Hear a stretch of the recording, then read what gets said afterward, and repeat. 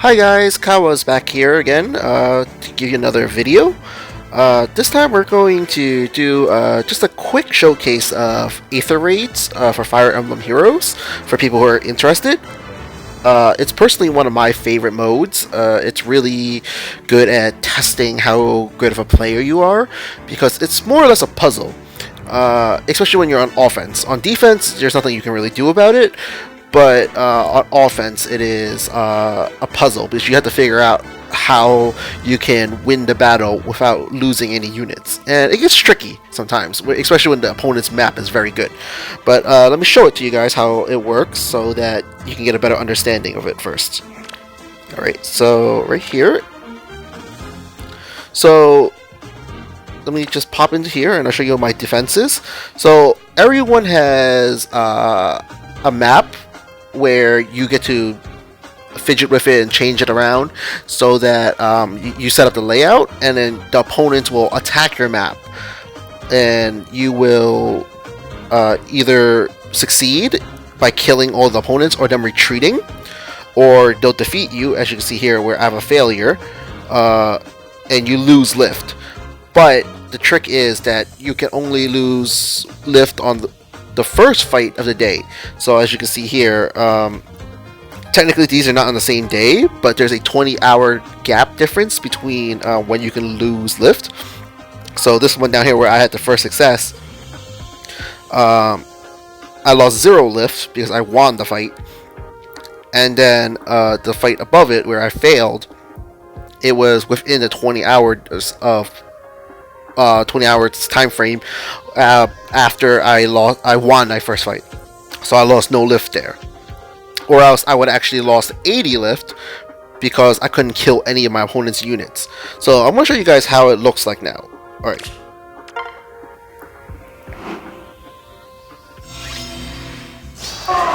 So up here at the top is my defense team. This is my map layout. You can customize it any way you want. There's multiple different terrains that you can pick.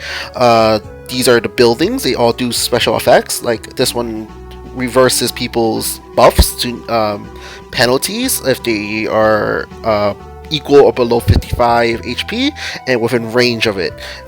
Each building has their own little effect. As you can see, you can find that in the Aether raids map setups. And then there are decorations that, they don't do anything. They're just here to look nice and to serve as, I guess, things to block people's way. So, in Aether Raid's defense, it's your team of 6 versus their team of 5. Your 6 is controlled by the AI for Fire, and the 5 who are attacking you are obviously controlled by the players. But the AI for Fire Emblem has really thoroughly been mapped out, so it's relatively easy to figure out what the AI is going to do next. My team is relatively simple. It's a infantry pulse team. It's this skill right here, where anyone who's an infantry unit with less HP than this person gets a reduction to their cooldown for their specials. So as you can see, this person here has it too, and this person has it here. Oops, right here. So at top of the food chain, we have her at 58 HP. So she hits everyone here, except for Azura here, who flies, with the infantry pulse. So everyone gets a cooldown of 1. So this one goes from 3 to 2. This goes from 4 to 3, this goes from 3 to 2, and this goes from 4 to 3. So next up is Salif here. He has the next infantry pulse, and because he's second in line, anyone under him in HP gets another reduction in 2. So Solf here, and Thalthea gets reduced by 2. And then Solf has it also, so everyone under him gets reduced by 3. So more or less, as you can see, the team has instant supers set up, or specials. And that's how the team is supposed to function. So I want to start this replay so you guys can more or less see how these things play out. Let me turn on animations so it looks a little more interesting. And For offense, you're allowed to bring whatever the heck you want, but as this is Aether raids, there are mythic heroes that correspond with specific seasons that give you more points. So the idea is that you bring them with you so that you can score more points in Aether raids, because the idea is to get as much points as you can get while attacking, and then attempt to defend successfully so you don't lose any more lift or points. So alright, this is how it goes. So that's a trap you stepped on. It does 30 damage to anyone who steps on it. And this is just a maneuvering around, because you can see this red space is the aggro zone for my team. Anyone who walks into the red space will activate their movements. So he's just clearing up the way while trying to get close. Thus you can see the the defined space of where my units start attacking. Alright, so he stepped into the red zone. My units will start activating now.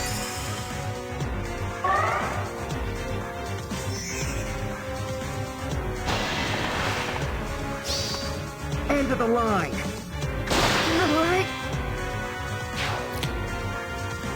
So that's a more in-depth move that I can talk about later on. It more or less catapulted to ignore that one unit who before stepped up to try to lure my units to attack him. Instead, he went after the squishier units behind him, and he's just taking down units now. See, because this unit here that who was originally in front was a tank, there was no way that could one-shot at him, so he didn't go for him. He went for the people behind him.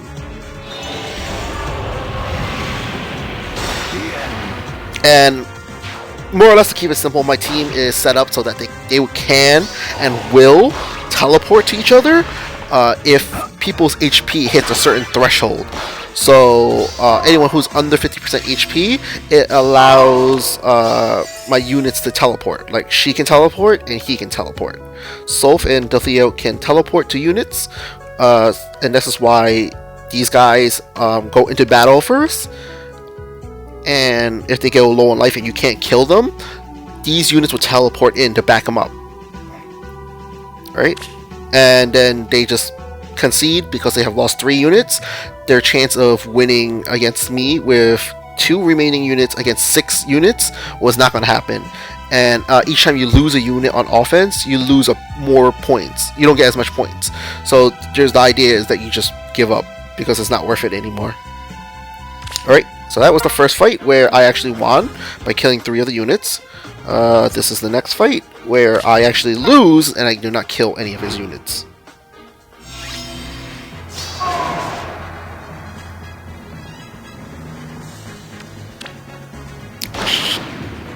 Alright, so yet again he stepped on the trap. Takes 30 damage. Give me 1 second. Let me turn on the support animation too. Because this is a bunch of healers, he's going to be healing up again, so my trap more or less did nothing to them.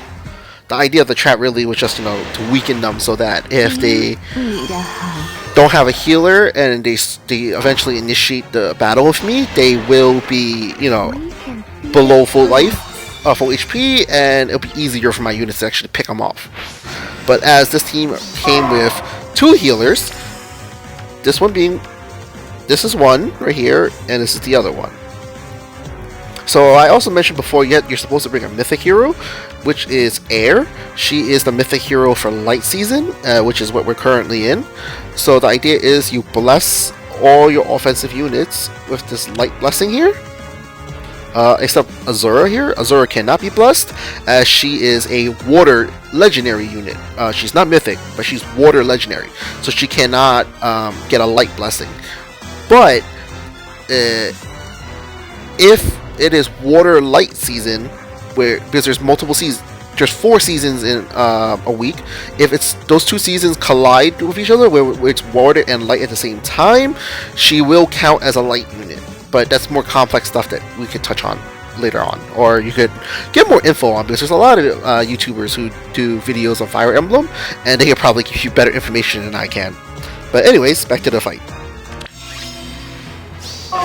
So as you see, my units are still not within attack range. This red border you can see here. So my units do not move at all. He has free roam of the map until he triggers their movement by walking into their attack zone.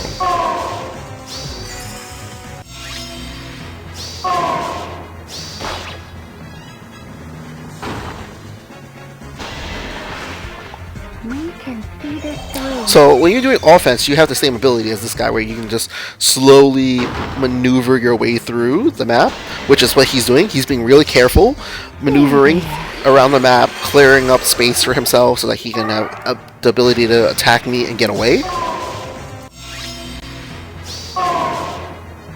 I also forgot to mention, on offense, you also get your own set of buildings all the way at the bottom here. It's the same exact buildings that you get for defense, and you can customize it yourself. So he's more or less using his buildings to his advantage, and while breaking mine.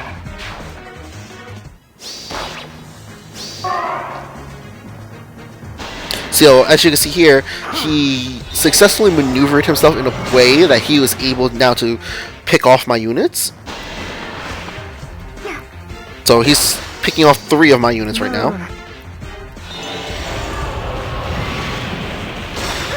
Wow, I actually lost by 5. That could have been fixed if I upgraded her some more.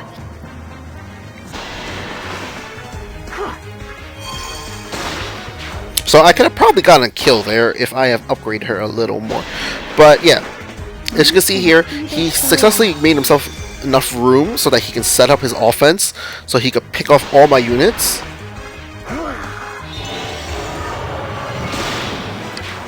Leaving behind only 1 unit, which is Azura. Azura is a dancer, so she doesn't do much damage. She's a complete support unit.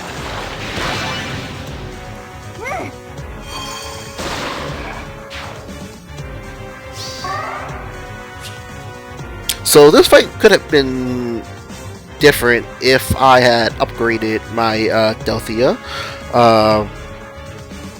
Maybe I don't know, maybe 2 or 3 more merges and some dragon flowers would have probably pushed her over.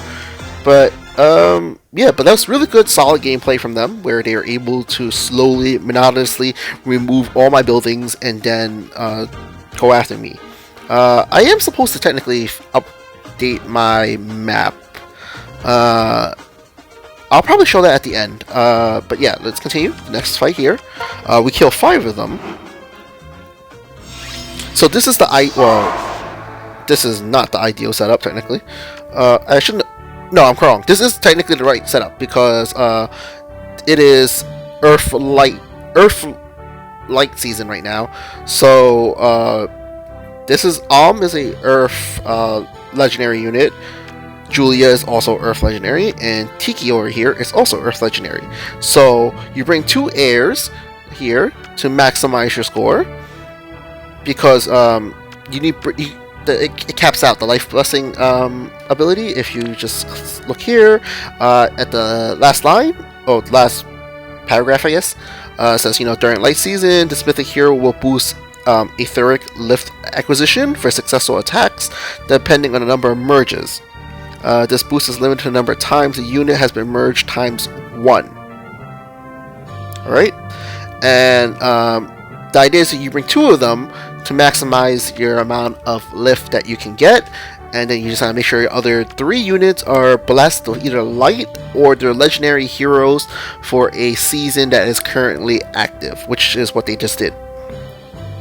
Though this is weird, you usually don't see Tiki. Let me just take a look at here. Yeah, you usually don't see Tiki on Aether rates because she's a armored unit. So the thing about armor units is that they have very high stats, but the drawback is that they can only walk 1 space at a time, while infantry flyer units can walk 2 spaces and cavalry units can walk 3. So you can see where that disadvantage is. Alright, I don't remember watching this one, so let's just watch this together.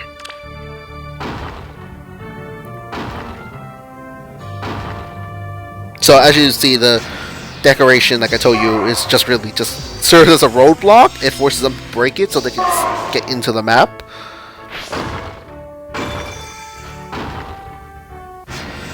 Okay, so he's maneuvering in to set up. I have a feeling he's gonna send Tiki in.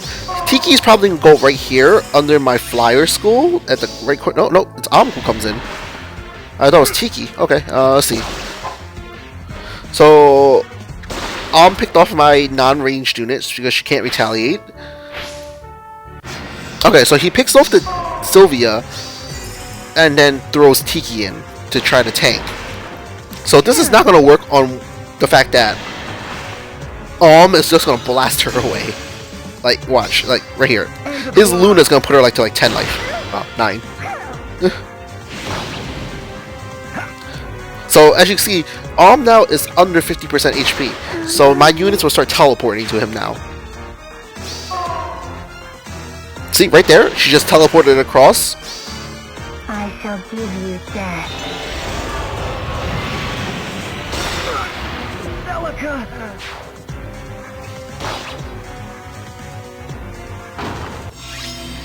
So now it's 3v5.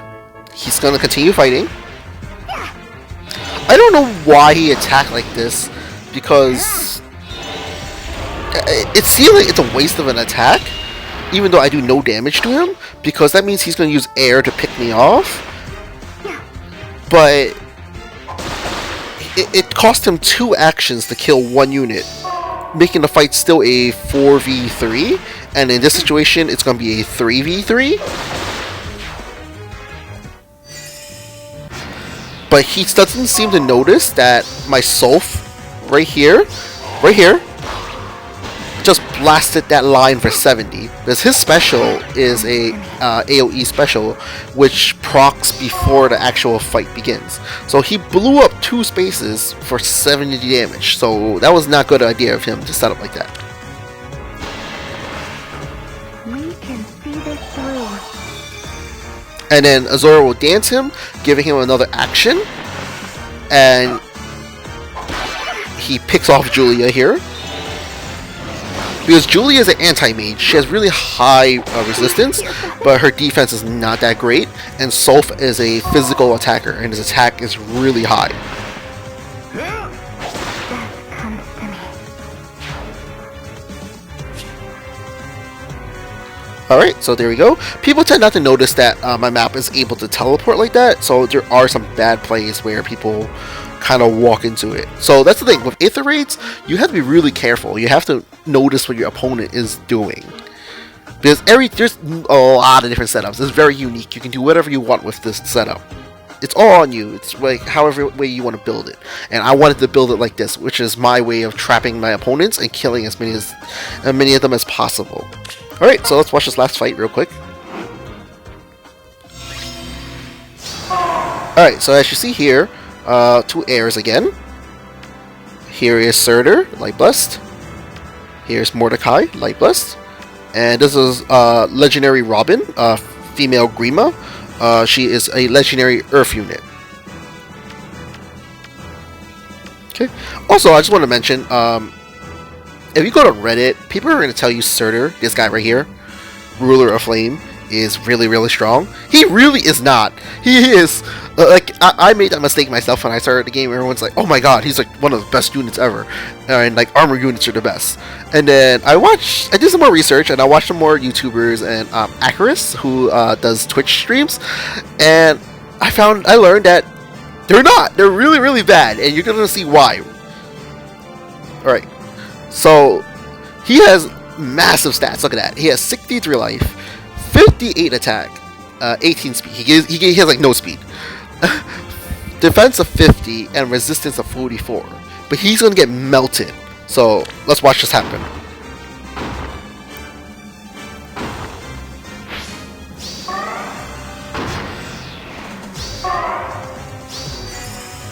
Okay, they have not activated my map yet.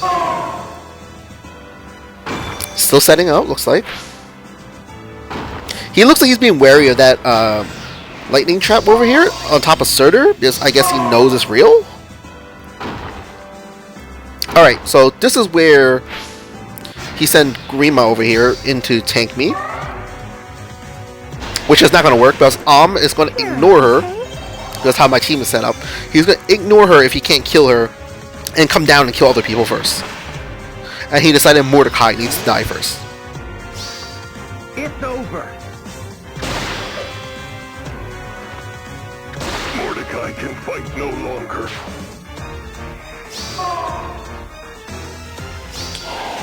And there goes his Soph with his super first, puts her to 4 HP, making the fight completely in his advantage.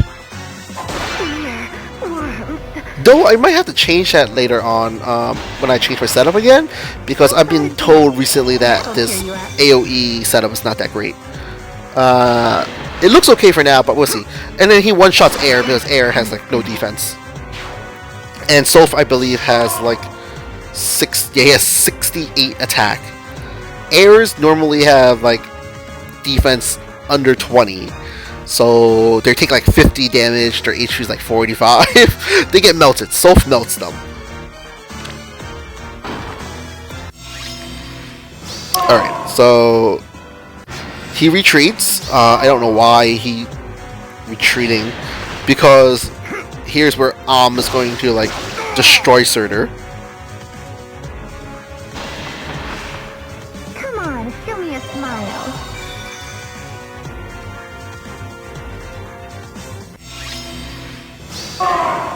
Oh, no, I guess Surtur's gonna come up and pick on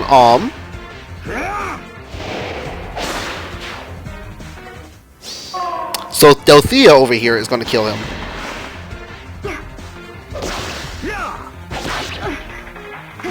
Oh, so here's another thing. Seliph, he is an interesting unit in the fact that his weapon, Tearfang, when you refine it, he has this extra green ability you can see here. Oh, no, not the extra green ability. The ability above it. The green ability is just a bonus thing that we don't really care too much about. We care about that white ability, where if his life falls below 1, at the start of the fight, if he's over 50%, he will not die. So that's why Air was not able to kill him. Even though she did more damage to his life, he started the fight with more than 50% life. So even though she should have killed him in that combat, he doesn't die. Which is another way to trigger all my teleportation shenanigans. I believe, if I know the AI well enough, Delthea here is going to attack Surtur. Surtur has 48 resistance right now. Delthea has 49 attack. Realistically, she'll only do 1 damage to him. But she's going to, like, she has her Glacies procced already, so she does all the infantry pulses. So she does 80% of her resistance to him. So that's like roughly, if I'm not wrong, it's like about 30 something, 33, maybe 32. And then she does like 1 more damage time, so she'll be like 33. And she's gonna melt this Surtur. Maybe she does more. I'm not sure. Let's see. She definitely melts him. So look, she does 3 damage to him. It says she does 3 damage to him. But then when she fires her super, bam, 35, dead. He's not that strong. And also, the fact is that in this game, green is strong against blue. So he already got damage reduction from that. Oh, and then this is the other gimmick that I have with Seliph. Seliph's super here is Vengeance. He boosts damage for 50% of damage dealt to him. So in that time where Air hit him for, put him down to 1, he adds that damage, like 50% of that damage onto his attack. So that's why he hit her for like 60 something, even though he really shouldn't have hit her that hard. And yeah, so that's how Aether Raid's defense works, and you can more or less see how offense works too. Offense, you have to figure out how to get to your opponent's, get through your opponent's map and defeat them. All right, I was going to show you guys, I believe, the keep. Yeah, so yeah, this is how it looks like. You can set it up any way you want, like you can move stuff around. You can place different buildings. This is the setup I go with for light season, and this is just me still testing stuff. This is me testing stuff. This is my other season setup, Astra. Actually, is this Astra? No, this is not the Astra. This is the Astra. See, as you can see, I use different maps, and I'm like testing different things. I have different units all over the place. So it's a game with a lot of free reign. You can decide what you want to do.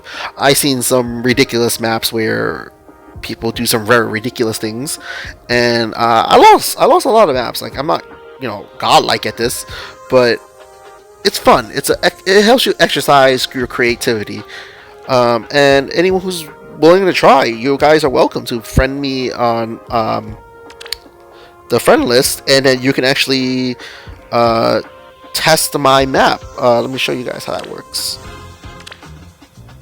So if you're on my friend list, you can actually go to your Aether raid. If you have it unlocked, you can go to your Aether raids here, and you can go to friend mock battle, and you can like test my map. Like, if I click here,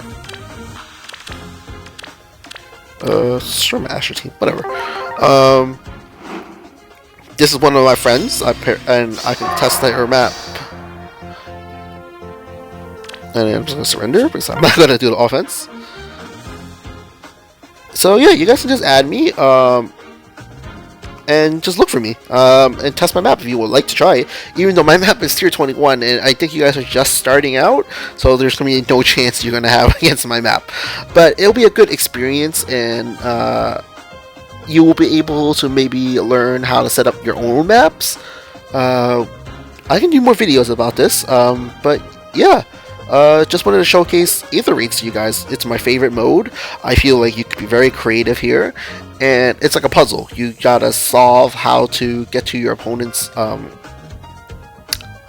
guess, end goal. You have to kill them all. You have to kill them all, and ideally take these things, these Aether Fountain, and I'm not gonna try to pronounce that, because you need if you break these, you get Aether back.